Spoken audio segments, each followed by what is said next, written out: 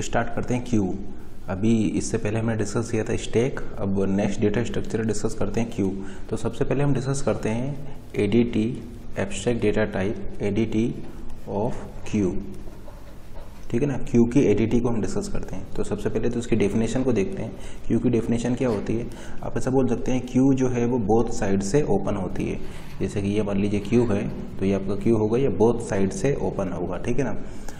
तो क्यू आप ऐसा बोल सकते हैं both side open, both side open है, इस साइड से भी ओपन है, इस साइड से भी ओपन है। और इसमें आप दो पॉइंटर लेंगे, एक होता है आपका फ्रंट पॉइंटर, दूसरा होता है रियर पॉइंटर। तो एक होता है फ्रंट पॉइंटर, दूसरा होता है इसमें रियर पॉइंटर। तो फ्रंट का मतलब क्या है, फ्रंट का मतलब है जैसे कि लेट्स से अगर ये फ्रंट पॉइंटर है तो ये आपका हो जाएगा रियर पॉइंटर, ठीक है ना। तो front pointer and rear pointer. तो फ्रंट आप ऐसा बोल सकते हैं कि फ्रंट साइड से आपका डिलीशन होता है, यानी डिलीशन होगा आपका फ्रंट साइड से, ठीक है ना। फ्रंट साइड से आपका डिलीशन होगा और रियर साइड से आपका इंसर्जन होगा। तो अगर आपको इंसर्ट कराना है तो आप रियर साइड से इंसर्ट करेंगे और फ्रंट साइड से उसको डिलीट करेंगे। तो हम ऐसा बोल सकते हैं one side insertion and another side deletion. जैसे कि मान लीजिए एलिमेंट आपके यहाँ से आते जा रहे हैं, यहाँ से एलिमेंट आते जा रहे हैं और यहाँ से निकलते जा रहे हैं, ठीक है ना। ये मान लीजिए आपके एलिमेंट्स हैं, आपके ये क्यू है एक, ठीक है ना, ये आपका क्यू है। एलिमेंट आपके यहाँ से आते जा रहे हैं और यहाँ से आउट होते जा रहे हैं, यानी यहाँ से इंसर्ट हो रहे हैं और यहाँ से आउट हो रहे हैं। तो आप ये बोलेंगे ये क्या है आपका, ये फ्रंट है, यानी फ्रंट से आपके ये एलिमेंट डिलीट होते हैं और रियर से आपके एलिमेंट इंसर्ट हो रहे हैं। तो ये रियर है, जैसे कि आपने देखा होगा क्यू होती है, ये मान लीजिए आपका क्यू है। तो इंसर्जन कहाँ से होता है, इंसर्जन होता है रियर से, यानी पीछे की साइड से आप इंसर्ट करते हैं क्यू में और आगे की साइड से आप निकलते हैं। जैसे मान लीजिए कोई भी क्यू होता है तो क्यू में आप पीछे की साइड से इंसर्ट होते हैं एंड आगे से आप उस क्यू में निकलते हैं। तो फ्रंट मान लीजिए फ्रंट से आप ऐसा बोल सकते हैं कि फ्रंट से आपका डिलीशन होगा और रियर से आपका इंसर्जन होगा। तो क्यू आपका बोथ साइड ओपन है, बोथ साइड ओपन है, वन साइड इंसर्जन होगा, वन साइड इंसर्जन होगा जिसको रियर बोलेंगे एंड अनदर साइड आपका डिलीशन होगा जिसको कि आप फ्रंट बोलेंगे, ठीक है ना। यानी फ्रंट साइड से आपका डिलीशन होगा एंड रियर साइड से आपका इंसर्जन होगा। तो आप ऐसा बोल सकते हैं कि रियर पॉइंटर किसको पॉइंट करता है, देखिए दो पॉइंटर होंगे, एक होगा फ्रंट पॉइंटर, एक दूसरा होगा आपका रियर पॉइंटर। तो आप ऐसा बोल सकते हैं rear pointer pointing to newly inserted element, यानी आप ऐसा बोल सकते हैं newly inserted element is pointed by rear pointer. तो रियर पॉइंटर उस एलिमेंट को पॉइंट करेगा, ये रियर पॉइंटर उस एलिमेंट को पॉइंट करेगा जो न्यूली इंसर्ट हुआ है। तो हम ऐसा बोल सकते हैं newly inserted element is pointed by rear pointer. उसी तरीके से फ्रंट पॉइंटर किसको पॉइंट करेगा, तो आप ऐसा बोल सकते हैं front pointer pointing to the element going to be deleted. Front pointer उस एलिमेंट को पॉइंट करेगा जो कि आपका डिलीट होने वाला है। जैसे कि देखिए फ्रंट पॉइंटर इसको पॉइंट कर रहा है तो ये एलिमेंट आपका डिलीट होगा, रियर पॉइंटर इस एलिमेंट को पॉइंट कर रहा है, इसका मतलब ये न्यूली इंसर्टेड एलिमेंट है। तो हम ऐसा बोल सकते हैं newly inserted element is pointed by rear pointer and front pointer pointing to the element going to be deleted. यानी जो एलिमेंट आपका डिलीट होने वाला होगा उसको फ्रंट पॉइंटर पॉइंट करेगा और न्यूली इंसर्टेड एलिमेंट को रियर पॉइंटर पॉइंट करेगा। एंड नेक्स्ट आपको पता होगा कि ये जो क्यू आपका जो है ये फिफो पर वर्क करता है, फिफो पर वर्क करता है, यानी फर्स्ट इन फर्स्ट आउट, जो पहले आएगा वो आपका पहले जाएगा। तो फर्स्ट इन फर्स्ट आउट पर ये वर्क करता है, ठीक है ना। और यहाँ पर ऑपरेशंस क्या क्या होते हैं, ऑपरेशंस आपका होता है यहाँ पर इंसर्जन ऑपरेशन और दूसरा होता है आपका डिलीशन ऑपरेशन। तो ये दो ऑपरेशंस आप क्यू में कर सकते हैं, insertion operation and deletion operation. Insertion operation को आप एन क्यू भी बोल सकते हैं, यानी एन क्यू ऑपरेशन भी बोल सकते हैं। तो एन क्यू बोलिए या इंसर्जन बोलिए एक ही बात है, ठीक है ना। या तो इंसर्जन ऑपरेशन बोलिए या एन क्यू ऑपरेशन बोलिए। उसी तरीके से या तो आप डिलीशन ऑपरेशन बोलिए या फिर आप डी क्यू भी बोल सकते हैं। तो डी क्यू बोलिए या डिलीशन ऑपरेशन बोलिए, डिलीट बोलिए, एक ही बात है, ठीक है ना, ठीक है ना। तो या तो आप इंसर्ट बोल सकते हैं या फिर आप बोल सकते हैं एन क्यू, ये दोनों सेम है। उसी तरीके से या तो आप डिलीट बोल सकते हैं या फिर आप बोल सकते हैं डी क्यू, ये भी दोनों आपके सेम बात है, ठीक है ना। अगर आपको किसी एलिमेंट को डिलीट करना है तो आप उसको DQ ऑपरेशन वहाँ पर लगाएंगे, किसी एलिमेंट को आपको इंसर्ट करना है तो आप वहाँ पर NQ ऑपरेशन लगाएंगे।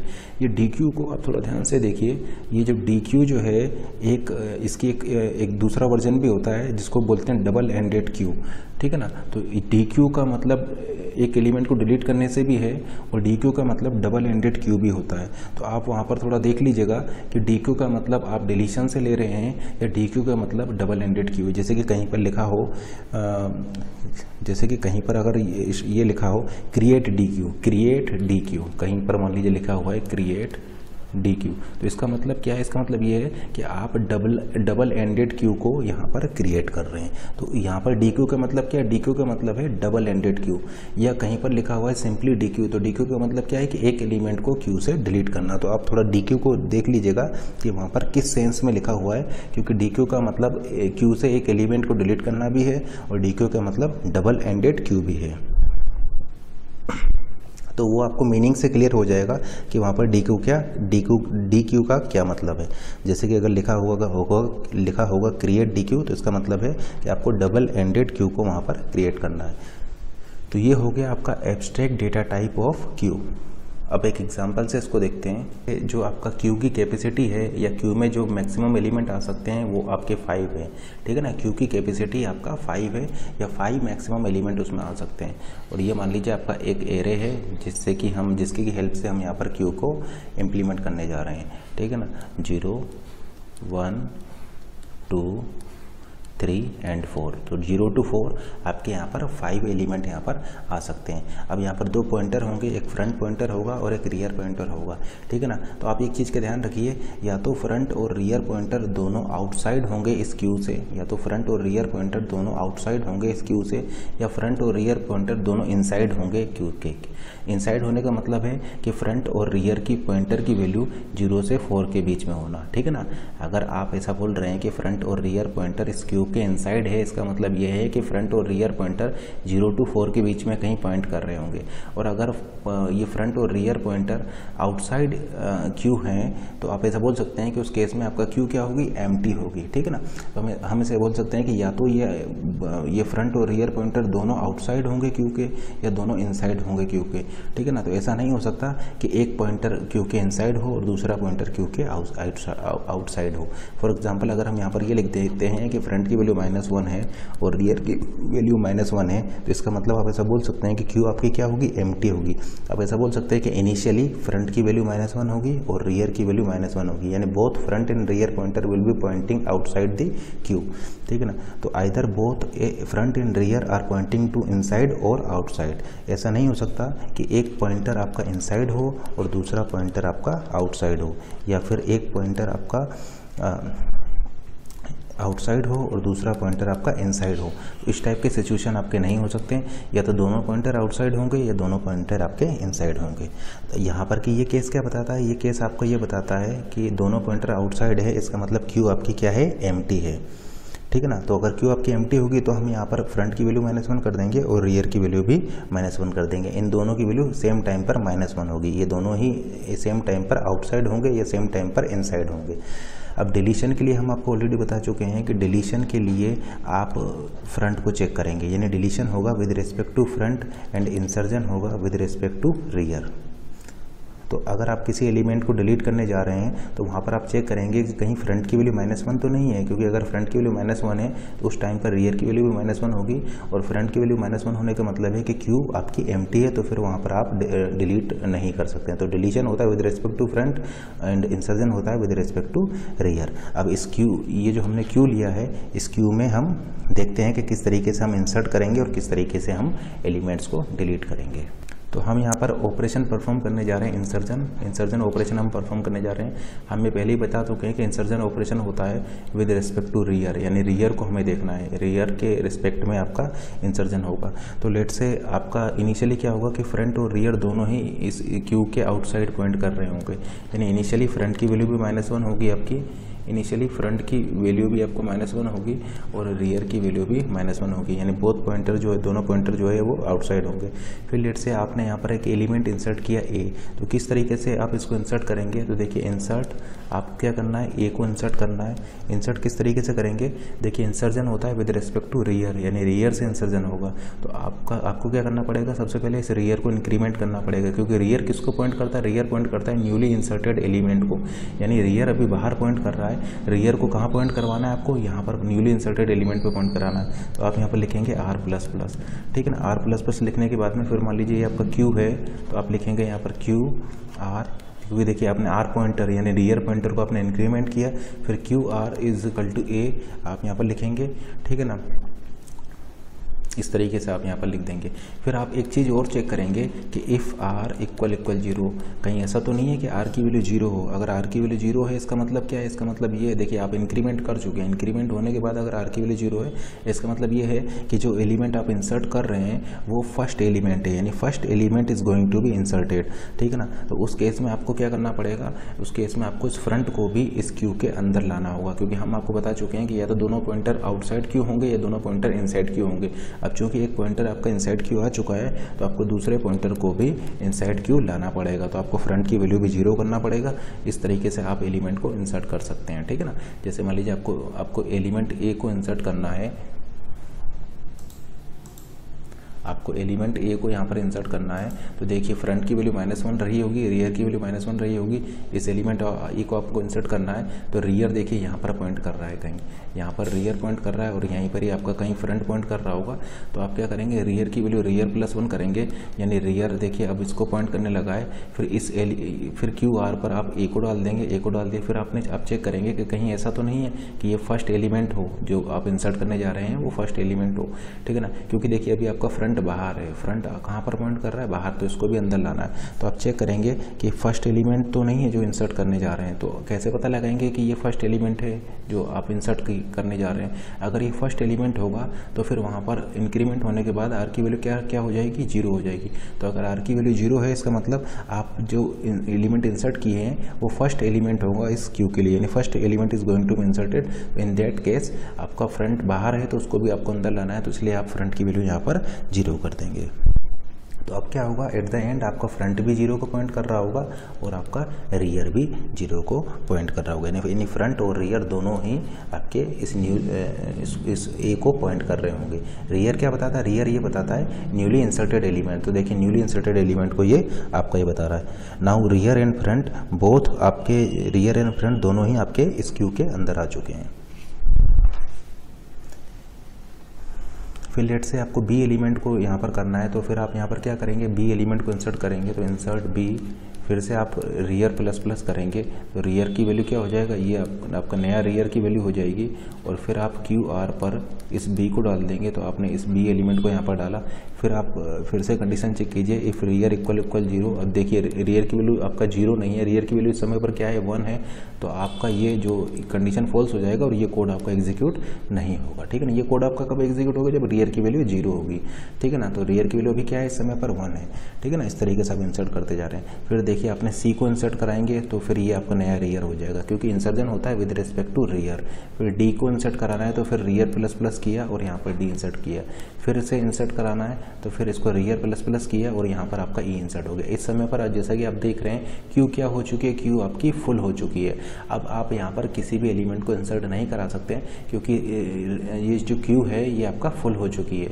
तो कैसे पता लगाएंगे कि क्यू आपका फुल हो चुकी है, अगर रियर की वैल्यू = n-1 हो जाती है, जैसे कि देखिए यहाँ पर n की वैल्यू 5 है और आप इंडेक्सिंग ले रहे हैं 0 to 4, तो ये क्या होगा, ये आपका n-1 होगा। तो अगर रियर की वैल्यू n-1 है, इसका मतलब आप ऐसा बोल सकते हैं कि क्यू आपकी क्या हो जाएगी, क्यू आपकी फुल हो जाएगी। तो अगर क्यू आपकी फुल है तो फिर उस केस में आप एलिमेंट को इंसर्ट क्यू में नहीं कर सकते हैं और आपको वहाँ से एग्जिट करना पड़ेगा।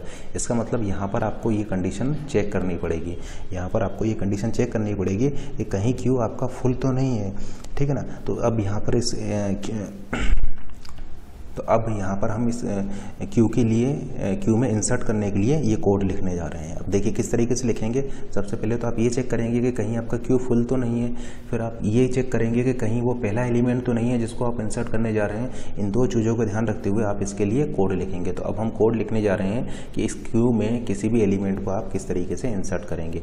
तो ये हम कोड लिखने जा रहे हैं एन क्यू का मतलब है क्यू में एलिमेंट को इंसर्ट करने के लिए एन क्यू। देखिए क्या क्या चीज़ें यहाँ पर आप पास करेंगे। आपको क्यू नेम आपको यहाँ पर देना पड़ेगा, क्यू का नेम आपको पास करना पड़ेगा। तो हमने क्यू का नेम पास किया, देखिए यहाँ पर ज़रूरत पड़ेगी, क्यू का नेम हमने पास किया। दूसरा ये फुल है या फुल नहीं है, इसके लिए आपको एन यानी इसकी साइज़ की ज़रूरत पड़ेगी। तो हमने नेम ऑफ क्यू यहाँ पर पास किया है। देन सेकेंड पैरामीटर हमें साइज़ पता होना चाहिए, साइज़ ऑफ क्यू आपको पता होना चाहिए, तभी आप फुल की इन्फॉर्मेशन निकाल पाएंगे कि ये फुल है या नहीं है। तो ये साइज़ ऑफ क्यू को एन को हमने यहाँ पर पास किया। थर्ड हम पास करेंगे ये फ्रंट पॉइंटर को एंड रियर पॉइंटर। फ्रंट और रियर पॉइंटर दोनों हमें यहाँ पर पास करने पड़ेंगे। तो ये फ्रंट पॉइंटर है, फ्रंट पॉइंटर किसको पॉइंट करेगा, ये पॉइंट करेगा उस एलिमेंट को जो कि आपका डिलीट होने वाला है, यानी pointing front pointer pointing the element to be deleted. जो पॉइंटर फ्रंट पॉइंटर जिसे उस एलिमेंट को पॉइंट करेगा जो कि आपका डिलीट होने वाला होगा, ठीक है ना। Front pointer pointing element to be deleted. उसी तरीके से रियर पॉइंटर किसको पॉइंट करेगा, rear pointer pointing to the element pointing to the newly inserted element, यानी रियर पॉइंटर उस एलिमेंट को पॉइंट करेगा जो न्यूली इंसर्टेड एलिमेंट होगा। और प्लस आप उस वैल्यू को यहाँ पर पास करेंगे जिसको कि आपको यहाँ पर इंसर्ट कराना है, ठीक है ना। तो ये हो गया फ्रंट पॉइंटर, ये हो गया रियर पॉइंटर, ये हो गया वो एलिमेंट जिसको कि आप इस क्यू में इंसर्ट कराने जा रहे हैं। लेट से एक्स एलिमेंट को आपको इंसर्ट कराना है। रियर उसको पॉइंट करेगा जो आपका न्यूली इंसर्टेड एलिमेंट होगा। फ्रंट पॉइंटर उसको पॉइंट करेगा जो एलिमेंट आपका डिलीट होने वाला होगा, ठीक है ना। जिस एलिमेंट को आप डिलीट करेंगे वो इन्फॉर्मेशन फ्रंट देगा। इंसर्ट करने के लिए आपको ये रियर की हेल्प लेना होगा। अब देखिए यहाँ पर आपको सबसे पहले तो ये चेक करना पड़ेगा कि कहीं आपका क्यू फुल तो नहीं है। तो आप चेक करेंगे इफ़ रियर। देखिए इंसर्ट कर रहे हैं तो इंसर्जन होता है विद रिस्पेक्ट टू रियर। तो सब कुछ काम जो भी आप इंसर्जन में करेंगे वो रियर के रिस्पेक्ट में करेंगे। तो आप यहाँ पर चेक करेंगे if rear equal n-1, rear equal n-1। इसका अगर ये कंडीशन ट्रू है, रियर इक्वल n-1 होगा, तो इसका मतलब क्या, इसका मतलब ये है कि क्यू आपका क्या है, फुल है। तो आप यहाँ पर प्रिंट करा देंगे, प्रिंट करा देंगे Q is full, Q is overflow, Q is overflow, ठीक है ना। आप यहाँ पर ये मैसेज प्रिंट करा देंगे क्यू इज़ ओवरफ्लो और फिर यहाँ से एग्जिट कर जाएंगे, क्योंकि इस एलिमेंट को आप यहाँ पर इंसर्ट नहीं कर सकते क्योंकि क्यू आपका फुल हो चुका है। तो इस कंडीशन को लगा करके आप यहाँ पर चेक कर लेंगे कि क्यू आपका फुल है या नहीं है। अगर ये कंडीशन मीट कर रही है इसका मतलब क्यू इज़ ओवरफ्लो और आप यहाँ से एग्जिट कर जाएंगे। अब एक और कंडीशन आपको चेक करना है कि कहीं आप जिस एलिमेंट को इंसर्ट करने जा रहे हैं वो पहला एलिमेंट तो नहीं है। अब ये किस तरीके से चेक करेंगे, आप यहाँ पर चेक कर सकते हैं। देखिए अभी हमने यहाँ पर रियर का इंक्रीमेंट नहीं किया है, अभी हमने यहाँ पर कहीं पर भी रियर वाले पॉइंटर का इंक्रीमेंट नहीं किया है। इसका मतलब अगर क्यू आपका एम्प्टी है, अगर क्यू आपका एम्प्टी है तो इनिशियली रियर की वैल्यू क्या होगी, -1 होगी और वो पहला एलिमेंट होगा जो आप इस क्यू में इंसर्ट करने जा रहे होंगे। देखिए अगर इनिशियली क्यू आपका एम्प्टी होगा तो वहाँ पर रियर की वैल्यू -1 रही होगी और ये पहला एलिमेंट x है जिसको कि आप इस क्यू में इंसर्ट करने जा रहे हैं। तो उस समय पर आपका r की वैल्यू क्या रही होगी, -1। तो इफ़ r इक्वल -1 है, इसका मतलब क्या होगा, इसका मतलब ये है कि आप जिस एलिमेंट को क्यू में इंसर्ट कर रहे हैं वो फर्स्ट एलिमेंट है, यानी first element is going to be inserted in this empty queue, ठीक है ना। आपका क्यू एम्प्टी है और ये x फर्स्ट एलिमेंट है जिसको कि आप इस क्यू में इंसर्ट करने जा रहे हैं। तो अगर ऐसा है तो उस केस में आपको क्या करना पड़ेगा, उस केस में आपको फ्रंट और रियर इन दोनों को ही क्यू के अंदर लाना होगा। तो अगर रियर इक्वल -1 है इसका मतलब क्यू आपका इनिशियली एम्प्टी है और ये फर्स्ट एलिमेंट x है जिसको कि आप इस क्यू में इंसर्ट करने जा रहे हैं। तो फिर उस केस में रियर की वैल्यू -1 रही होगी तो आप फ्रंट और रियर दोनों को 0 कर देंगे। एल्स अगर ऐसा नहीं है इसका मतलब क्यू आपका एम्प्टी नहीं है और क्यू में आपके पहले से कुछ एलिमेंट इंसर्टेड हैं। तो उस केस में सिंपली आप क्या करेंगे, आर की वैल्यू को इंक्रीज कर देंगे। देखिए आर की वैल्यू को इंक्रीज कर देंगे एंड देन इस एलिमेंट को वहाँ पर इंसर्ट कर देंगे। तो Q R is equal to X कर देंगे, ठीक है ना। और ये आपका एक्स एलिमेंट जो है वो इस क्यू में इस तरीके से आपका इंसर्ट हो जाएगा।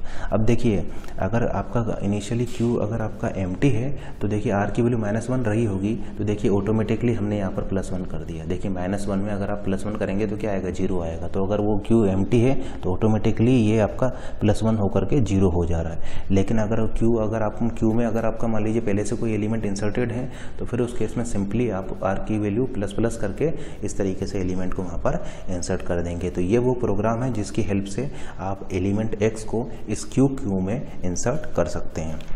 अब देखिए इसकी टाइम कॉम्प्लेक्सिटी क्या होगी। तो जैसा कि आपको समझ में आ रहा होगा, एक एलिमेंट को इंसर्ट करने में यहाँ पर जो टाइम लगेगा वो ऑर्डर ऑफ 1 लगेगा, ठीक है ना। To insert 1 element in queue is equal to, ठीक है ना। तो एक एलिमेंट को इस क्यू में इंसर्ट करने में आपको ऑर्डर ऑफ 1 का टाइम लगेगा। एंड लेट से अगर आपको n एलिमेंट को क्यू में इंसर्ट करना है तो उस केस में आपका टोटल टाइम लगेगा ऑर्डर ऑफ n। इस क्यू में n एलिमेंट को इंसर्ट करने में ऑर्डर ऑफ n टाइम लगेगा, क्योंकि इस क्यू में एक एलिमेंट को इंसर्ट करने में आपको ऑर्डर ऑफ 1 का टाइम लग रहा है, ठीक है ना। तो to insert 1 element in this queue time required is equal to order of 1। इसी तरीके से स्पेस कॉम्प्लेक्सिटी क्या हो जाएगी इस कोड की स्पेस कॉम्प्लेक्सिटी हो जाएगी ऑर्डर ऑफ 1। तो इस कोड की टाइम कॉम्प्लेक्सिटी भी ऑर्डर ऑफ 1 है और स्पेस कॉम्प्लेक्सिटी भी ऑर्डर ऑफ 1 है। अगर एक एलिमेंट को आप यहाँ पर इंसर्ट करेंगे तो ऑर्डर ऑफ 1 टाइम लेगा। अब नेक्स्ट ऑपरेशन देखते हैं डी क्यू। अगर मान लीजिए आपको इस क्यू में से एलिमेंट्स को डिलीट करना होगा तो किस तरीके से आप एलिमेंट्स को डिलीट करेंगे इस क्यू में से।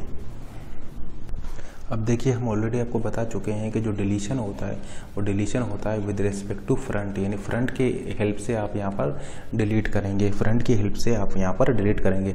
अब हो सकता है कि जिस एलिमेंट को आप डिलीट करने जा रहे हो उस एलिमेंट की आपको रिक्वायरमेंट हो, तो हम उस एलिमेंट को एक वेरिएबल में सेव करा करके उसको रिटर्न भी करा सकते हैं, ठीक है ना। क्योंकि जिस एलिमेंट को आप डिलीट करने जा रहे हैं हो सकता है कि उस एलिमेंट की आपको रिक्वायरमेंट हो तो उसको रिटर्न आपको कराना पड़ सकता है। तो देखिए डिलीट आपका कैसे होगा। तो पहले तो सिंपल कोड लिख रहे हैं, मान लीजिए आपको डिलीट करना है तो डिलीट आप किस तरीके से करेंगे। पहले एक वेरिएबल डिफाइन कीजिए, मान लीजिए हमने एक लोकल वेरिएबल डिफाइन किया इंट y। फिर अब डिलीशन किसके रेस्पेक्ट में होता है, फ्रंट के रेस्पेक्ट में होता है। तो फ्रंट किसको पॉइंट करता है, फ्रंट उस एलिमेंट को पॉइंट करता है जो कि आपका डिलीट होने वाला होता है। तो सबसे पहले तो आप उस एलिमेंट को निकाल लीजिए जो जिसको कि आपको डिलीट करना है। तो कैसे निकालेंगे, क्यू कौन देगा इसको, फ्रंट देगा, क्योंकि deletion with respect to front होता है। तो क्यू एफ, अभी देखिए एफ की वैल्यू क्या है 0, यानी वाई में क्या आ जाएगा, वाई में आपका ए वैल्यू आ जाएगा। देन उसके बाद में आप क्या करेंगे, फ्रंट प्लस प्लस कर देंगे, यानी फ्रंट की वैल्यू को इंक्रीज कर देंगे। अब वो फ्रंट जो है इसको पॉइंट करने लग जाएगा और फिर आप इसको रिटर्न कर देंगे, रिटर्न वाई, यानी ये जो आपका जिस एलिमेंट को आपने डिलीट किया है उस एलिमेंट को आपने यहाँ से रिटर्न करा दिया। तो ये आपका एक सिंपल कोड हो गया इस क्यू से एलिमेंट्स को डिलीट करने के लिए।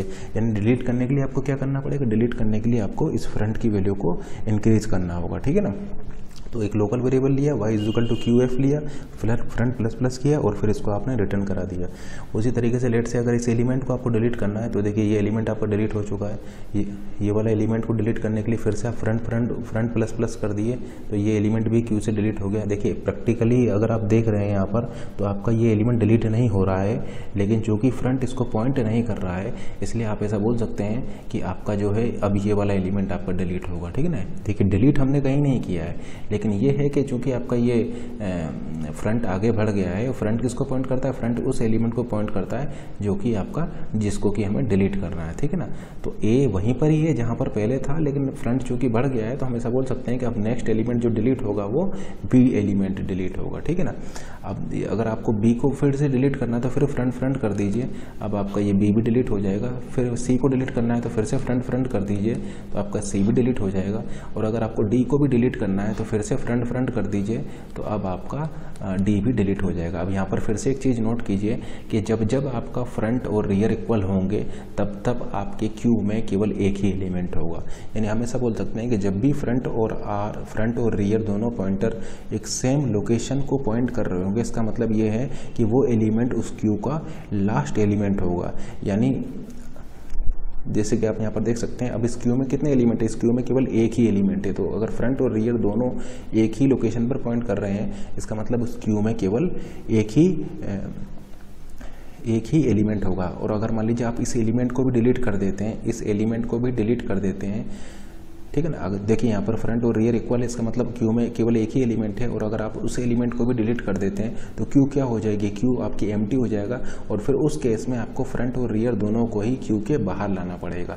इसका मतलब जब अगर कहीं फ्रंट और रियर इक्वल हैं तो अगर आप उस एलिमेंट को डिलीट कर देते हैं तो फिर फ्रंट इज इक्वल टू -1 और रियर इज इक्वल टू -1 आपको ये करना पड़ेगा, क्योंकि उस केस में आपकी क्यू क्या हो जाएगी, एम्प्टी हो जाएगी।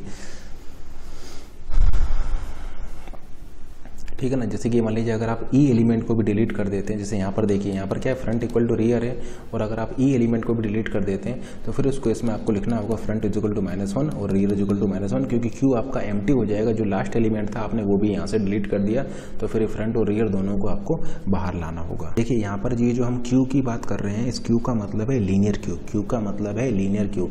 लीनियर क्यू का मतलब ये है कि आप जो ये फ्रंट और रियर का जो मूवमेंट है ये केवल वन डायरेक्शन में हो सकता है। जैसे कि आप देख सकते हैं फ्रंट का मूवमेंट भी इधर हो रहा है, रियर का मूवमेंट भी इधर हो रहा है, तो फ्रंट और रियर दोनों का मूवमेंट इस डायरेक्शन में हो रहा है, यानी लीनियर डायरेक्शन है इनकी।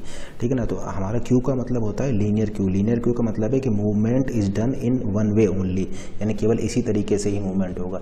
जबकि सर्कुलर क्यू में हम आगे देखेंगे कि सर्कुलर क्यू में आपका मूवमेंट ऐसे भी हो सकता है। देखिए सर्कुलर क्यू में मूवमेंट इस तरीके से होगा, जबकि लीनियर क्यू में मूवमेंट केवल ऐसे ही हो सकता है। देखिए ऐसे मूवमेंट होगा, फिर क्यू एम्प्टी हो जाएगा, दोनों बाहर आ जाएंगे, फिर ऐसे मूवमेंट होगा, फिर क्यू एम्प्टी हो जाएगा, फिर दोनों बाहर आ जाएंगे, फिर ऐसे यानी केवल वन वे आपका मूवमेंट हो रहा है, इसलिए इसको बोला जाता है लीनियर क्यू। तो अगर कहीं पर क्यू लिखा हुआ है तो क्यू लिखे होने का मतलब है लीनियर क्यू।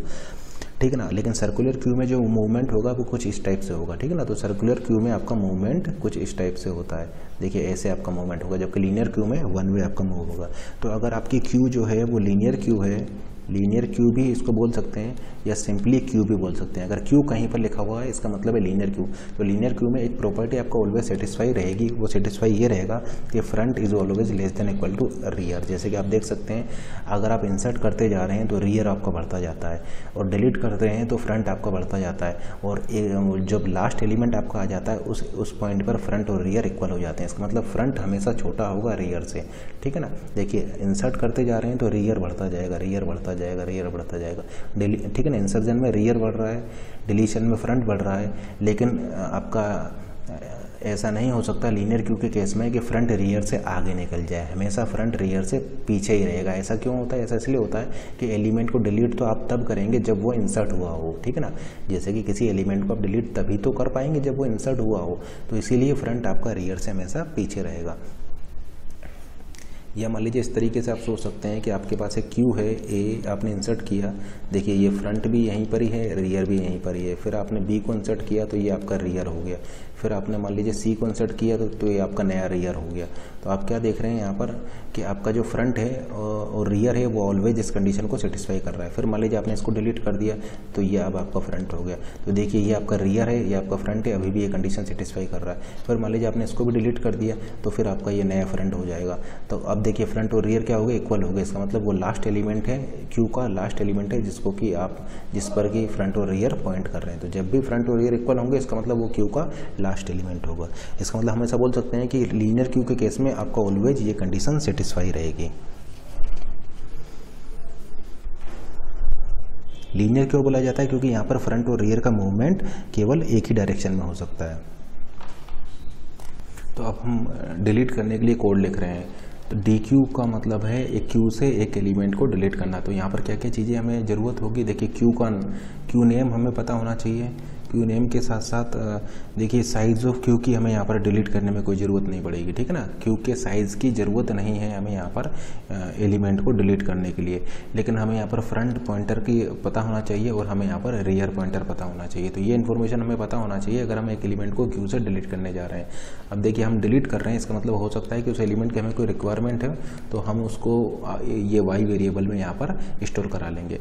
अब देखिए सबसे पहले तो हमें ये चेक करना है कि कहीं क्यू आपका एम्प्टी तो नहीं है, क्योंकि देखिए अगर आपका एम्प्टी होगा तो आप उस क्यू में से किसी भी एलिमेंट को डिलीट नहीं कर सकते हैं। अब देखिए डिलीट किसके रेस्पेक्ट में होगा? डिलीट होगा विद रिस्पेक्ट टू फ्रंट, यानी फ्रंट आपको बताएगा, फ्रंट के रेस्पेक्ट में आप डिलीट करते हैं। ठीक है ना। तो आपको सबसे पहले यहाँ पर ये चेक करना होगा कि कहीं क्यू आपका एम्प्टी तो नहीं है, क्योंकि क्यू अगर एम्प्टी होगा तो फिर आप उसमें से डिलीट नहीं कर सकते हैं। तो ये कैसे पता लगाएगा? ये आपको फ्रंट बताएगा। अगर फ्रंट की वैल्यू इक्वल -1 है, इसका मतलब क्यू क्या है आपकी? क्यू आपका एम्प्टी है। तो फिर आप वहाँ पर मैसेज प्रिंट करा देंगे क्यू इज़ एम्प्टी। ठीक है ना, क्यू इज़ एम्प्टी यानी Q is under flow, Q आपकी अंडर फ्लो है और फिर आपका वहाँ से एग्जिट कर जाएंगे, क्योंकि क्यू आपका एम्प्टी है तो फिर आप वहाँ से एलिमेंट को डिलीट नहीं कर सकते हैं। तो ये कंडीशन आपको बता रही है कि क्यू आपका एम्प्टी तो नहीं है, ठीक है ना। तो क्यू अगर एम्प्टी है तो उस केस में आप एलिमेंट को डिलीट नहीं कर सकते और आप वहाँ से एग्जिट कर जाएंगे। फिर एल्स अगर मान लीजिए ये कोड एग्जीक्यूट नहीं हो रहा है, ये कोड एग्जीक्यूट नहीं हो रहा है, इसका मतलब क्या है, इसका मतलब ये है कि क्यू आपका एम्प्टी नहीं है, ठीक है ना। तो y इज इक्वल टू, फिर आप क्या करेंगे, उस एलिमेंट को ले लेंगे जिसको कि आप डिलीट करने जा रहे हैं। देखिए, तो आपने उस एलिमेंट को जिसको कि आप डिलीट करने जा रहे हैं उसको आपने y वेरिएबल में सेव करा लिया, ठीक है ना। अब देखिए, इस वाली लाइन पर आने का मतलब ही यही है कि क्यू आपका एम्प्टी नहीं है, क्योंकि अगर क्यू एम्प्टी होगी तो यहीं से एग्जिट कर जाएगा।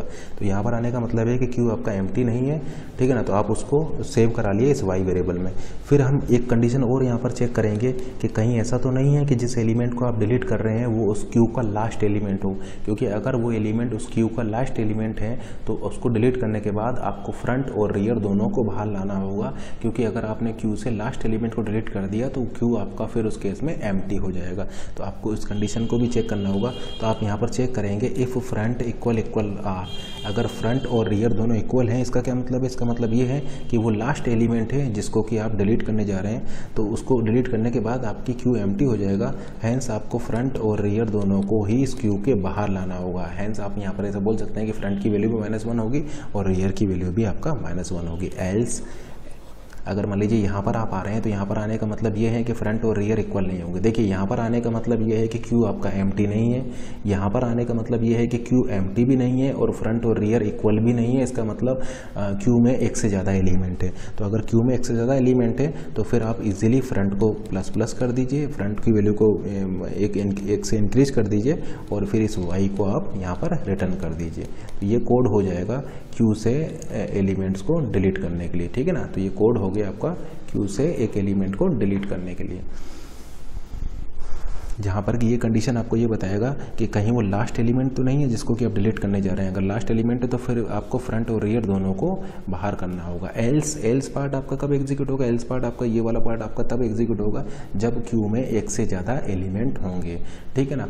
क्यू में एक से ज़्यादा एलिमेंट होंगे तो फिर उस केस में ईजिली आप फ्रंट ++ कर दीजिए और उस जिस एलिमेंट को आपने यहाँ पर क्यू से डिलीट किया है उसको यहाँ से रिटर्न करा दीजिए। तो ये कोड हो जाएगा आपका डी क्यू के केस में। अब देखिए इस कोड को देख करके आप इजीली ऐसा बोल सकते हैं कि अगर आपको एक क्यू से किसी एक एलिमेंट को डिलीट करना हो, क्यू से अगर एक एलिमेंट को डिलीट करना हो तो एक एलिमेंट को डिलीट करने में आपको टाइम लगेगा ऑर्डर ऑफ 1। और इस कोड की स्पेस कॉम्प्लेक्सिटी क्या है, इस कोड की स्पेस कॉम्प्लेक्सिटी भी हो जाएगी ऑर्डर ऑफ 1। तो हम ऐसा बोल सकते हैं एलिमेंट को इस क्यू से डिलीट करने में आपको ऑर्डर ऑफ 1 टाइम लगेगा और इस कोड की स्पेस कॉम्प्लेक्सिटी हो जाएगा ऑर्डर ऑफ 1। अब यहाँ पर एक प्रॉब्लम है, वो प्रॉब्लम क्या है कि देखिए इनिशियली मान लीजिए आपका फ्रंट और रियर दोनों ही बाहर पॉइंट कर रहे हैं, फ्रंट और रियर दोनों ही -1 है। आपने ए को इंसर्ट किया, देखिए जैसे ये फर्स्ट एलिमेंट आपने इंसर्ट किया है तो फ्रंट भी अंदर आ जाएगा, रियर भी अंदर आ जाएगा।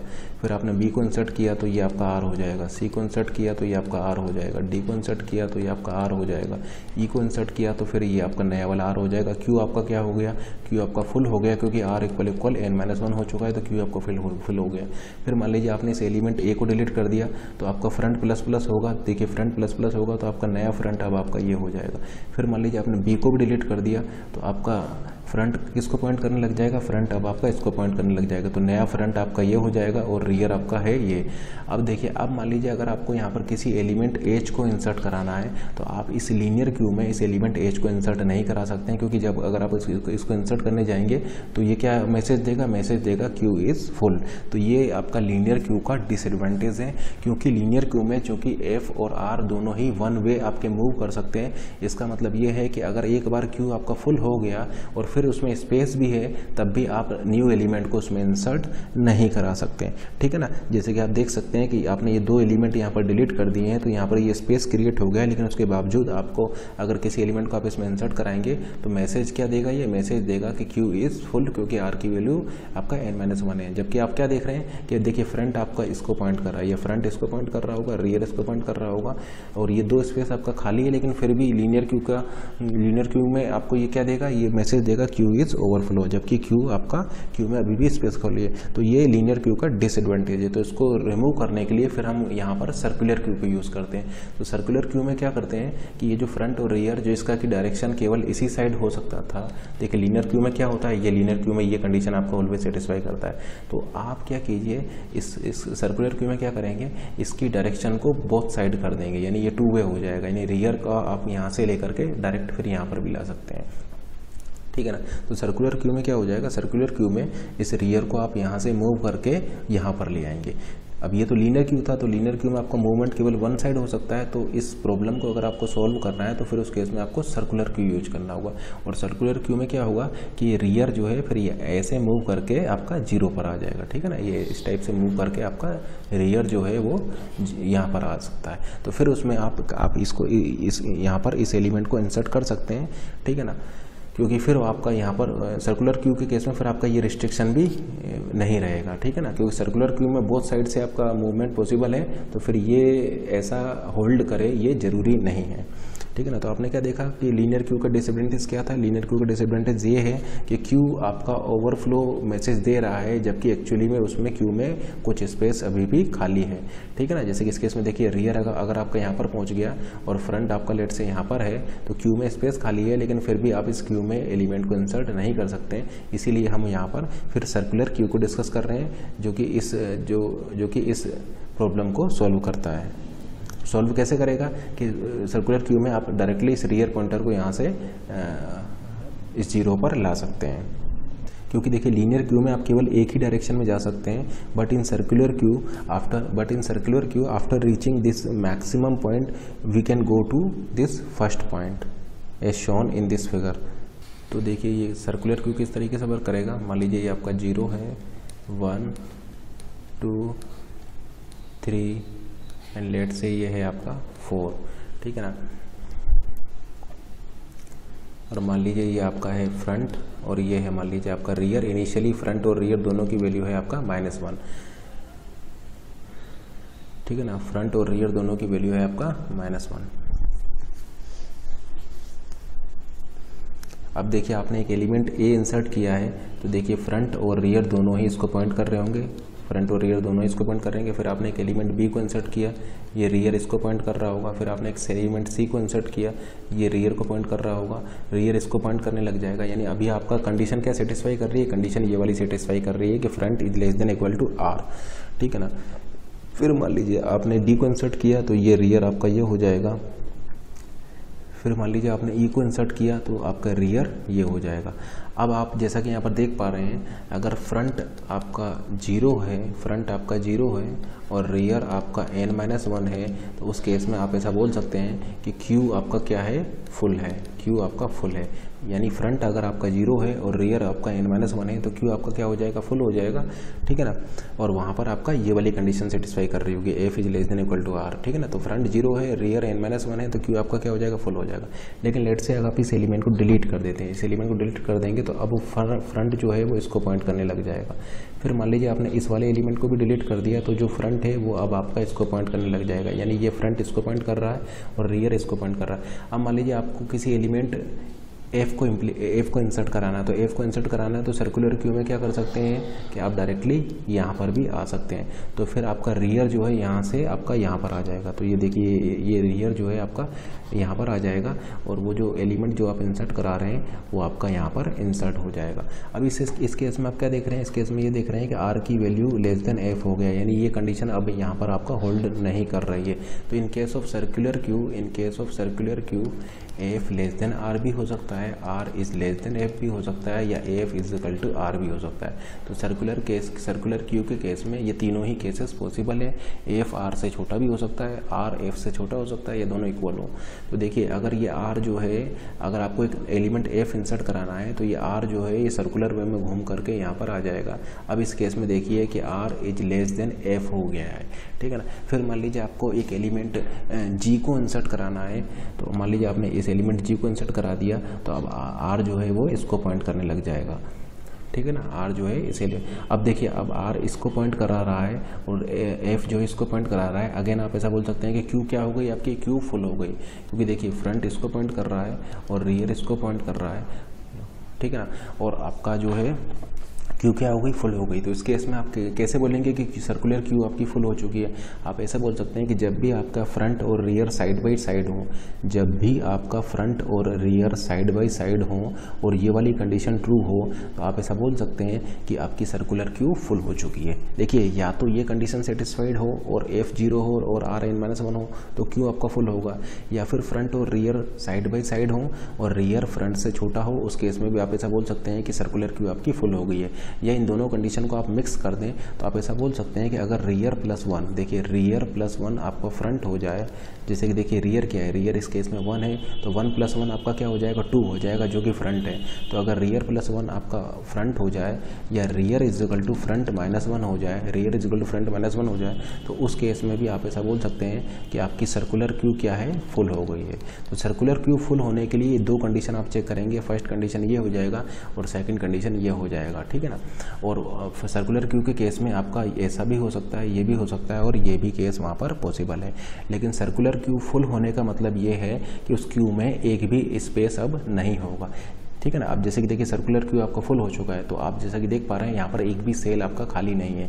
तो जो लीनियर क्यू का जो डिसएडवांटेज था उसको सर्कुलर क्यू ने सॉल्व कर दिया। लीनियर क्यू में जो प्रॉब्लम हमें आ रही थी वो अब इस सर्कुलर क्यू ने सॉल्व कर दिया। लेकिन अब सर्कुलर क्यू फुल होने की ये दो कंडीशन हो गई। फर्स्ट कंडीशन ये हो सकती है सर्कुलर क्यू के फुल होने की, या सर्कुलर क्यू के फुल होने की कंडीशन ये भी हो सकती है। अब मान लीजिए कि आपने इस एलिमेंट सी को डिलीट कर दिया, तो deletion with respect to front होता है। एलिमेंट सी को आपने डिलीट कर दिया तो अब नया फ्रंट आपका ये हो जाएगा। फिर मान लीजिए आपने एलिमेंट डी को डिलीट कर दिया, तो आपका नया जो फ्रंट है वो आपका ये हो जाएगा। अब जैसे कि आप देख सकते हैं ये दो स्पेस खाली हो गए। अब मान लीजिए आपने एच को इसमें इंसर्ट कर दिया तो नया रियर आपका ये हो जाएगा, ठीक है ना, ये नया रियर हो जाएगा। फिर मान लीजिए आपने आई को इंसर्ट कर दिया तो नया रियर जो है वो आपका ये हो जाएगा, ठीक है ना। तो इस तरीके से आपका यहाँ पर ये रियर हो जाएगा। अब फिर से अगेन आप ऐसा बोल सकते हैं कि r+1 आपका f हो चुका है, r+1 आपका f हो चुका है, यानी ये सर्कुलर क्यू क्या हो गई है, फुल हो गई है। अब मान लीजिए आप इसको डिलीट कर दिए, ई को भी डिलीट कर दिए, तो ये आपका जो है फ्रंट किसको पॉइंट करेगा, फ्रंट। देखिए सर्कुलर वे में आते हुए अब फ्रंट इसको पॉइंट करने लग जाएगा। देखिए सर्कुलर वे में आते हुए अब फ्रंट आपका इसको पॉइंट करने लग जाएगा, ठीक है ना। अब मान लीजिए आपने यहाँ पर अगर किसी एलिमेंट एच को आप फिर से इंसर्ट कर देते हैं, मान लीजिए एक और एलिमेंट आपने यहाँ पर इंसर्ट कर दिया, तो फिर रियर की वैल्यू क्या हो जाएगा, रियर की वैल्यू रियर +1 होगी, क्योंकि आप यहाँ पर एक एलिमेंट को इंसर्ट कर रहे हैं। तो फिर देखिए क्यू आपकी क्या हो गई, फुल हो गई। फुल होने पर देखिए ये वाली कंडीशन हो गई कि फ्रंट 0 है और रियर आपका n-1 है, ठीक है ना। अगर आप एक एलिमेंट को यहाँ पर इंसर्ट करते हैं तो रियर की वैल्यू इंक्रीज होगी और फिर क्यू आपका फुल हो जाएगा, क्योंकि ये कंडीशन आपका सेटिस्फाई कर रही है। लेकिन लेट से आप यहाँ पर एलिमेंट को इंसर्ट नहीं कर रहे हैं और मान लीजिए आप इस एलिमेंट को भी डिलीट कर दे रहे हैं, तो फ्रंट इसको पॉइंट करेगा, इसको भी डिलीट कर दे रहे हैं तो फ्रंट अब इसको पॉइंट करेगा, इसको भी डिलीट कर दे रहे हैं तो अब फ्रंट इसको पॉइंट करेगा। तो लेट से आप ये तीनों एलिमेंट को डिलीट कर दे रहे हैं, अब फ्रंट इसको पॉइंट करने लग रहा है। अब देखिए फ्रंट और रियर दोनों इक्वल हो गए, तो फ्रंट और रियर दोनों इक्वल हो गए, इसका मतलब क्या है कि ये लास्ट एलिमेंट है जिसको कि आप डिलीट करने जा रहे हैं। इसका मतलब सर्कुलर क्यू में भी ये बात होल्ड करती है कि अगर फ्रंट और रियर दोनों की वैल्यू इक्वल है, इसका मतलब उस क्यू में केवल एक ही एलिमेंट है, ठीक है ना। जब भी फ्रंट और रियर की वैल्यू इक्वल होगी, इसका मतलब ये होगा कि उस सर्कुलर क्यू में केवल एक ही एलिमेंट होगा, और अगर आपने उस एलिमेंट को डिलीट कर दिया तो फिर फ्रंट और रियर दोनों को ही आपको क्यू के बाहर लाना होगा। तो इस कंडीशन का आप ध्यान रखेंगे कि जब भी फ्रंट और रियर इक्वल होंगे तो आपको फ्रंट और रियर दोनों को इस क्यू के बाहर लाना होगा, क्योंकि आपके क्यू में केवल एक ही एलिमेंट है और उस एलिमेंट को भी अगर आपने डिलीट कर दिया तो फिर ये सर्कुलर क्यू आपका एम्प्टी हो जाएगा और दोनों पॉइंटर्स को आपको बाहर लाना होगा। तो इसका मतलब आप ऐसा बोल सकते हैं कि ये क्यू फुल होने की कंडीशन होगी, इस केस में आपका फ्रंट की वैल्यू 0 नहीं होना चाहिए, ठीक है ना। देखिए ये कंडीशन आप लगा रहे हैं, r+1 = f लगा रहे हैं, क्योंकि देखिए ये कंडीशन में क्या होगा, इस कंडीशन में देखिए f आपका यहाँ पर होगा, f की वैल्यू 0 है और r की वैल्यू होगी n-1, ठीक है ना। r की वैल्यू होगी n-1 और f की वैल्यू होगी ये, ठीक है ना। तो इस केस में आप ऐसा बोल सकते हैं कि अगर फ्रंट की वैल्यू 0 है, फ्रंट की वैल्यू अगर आपका 0 है, तो फिर फ्रंट की वैल्यू अगर मान लीजिए आपका 0 है, अगर फ्रंट की वैल्यू 0 है तो क्यू के फुल होने के लिए फिर आप ये वाली कंडीशन चेक करेंगे, और अगर फ्रंट की वैल्यू 0 नहीं है तो फिर क्यू के फुल होने के लिए आप इस वाली कंडीशन को चेक करेंगे, क्योंकि जैसे कि ऑलरेडी हम आपको बता चुके हैं कि ये आपका क्यू फुल उस केस में भी हो सकती है जब फ्रंट और रियर साइड बाई साइड हों और आपका इस कंडीशन को सेटिस्फाई कर रहे हों, लेकिन उस केस में फ्रंट की वैल्यू 0 नहीं होगी। तो आपने क्या देखा कि सर्कुलर क्यू में इन तीनों में से कोई भी रिलेशनशिप होल्ड कर सकती है, लेकिन जबकि लीनियर क्यू में ऐसा नहीं था। तो सर्कुलर क्यू फुल होगी अगर ये कंडीशन होगा या फिर ये वाली कंडीशन ट्रू होगी, यानी फ्रंट और रियर या तो साइड बाय साइड हो या दोनों एक्सट्रीम पोजीशन पर हो, ठीक है ना। जबकि इस केस में क्या हो रहा है, इस केस में आप ऐसा बोल सकते हैं, इस केस में आपका आर छोटा होगा और फ्रंट आपका बड़ा होगा, आर छोटा होगा फ्रंट बड़ा होगा। जबकि इस केस में क्या होगा, इस केस में आपका फ्रंट छोटा होगा और रियर आपका बड़ा होगा, ठीक है ना। यानी अगर फ्रंट आपका छोटा है और रियर बड़ा है तो क्यू फुल केवल इसी केस में हो सकती है, और अगर रियर छोटा है और आपका फ्रंट पॉइंटर बड़ा है तो क्यू फुल केवल इस केस में हो सकती है जिसमें कि दोनों साइड बाई साइड होंगे। तो ये क्यू के फुल होने के लिए आप ये दोनों केसेस को यहाँ पर चेक करेंगे।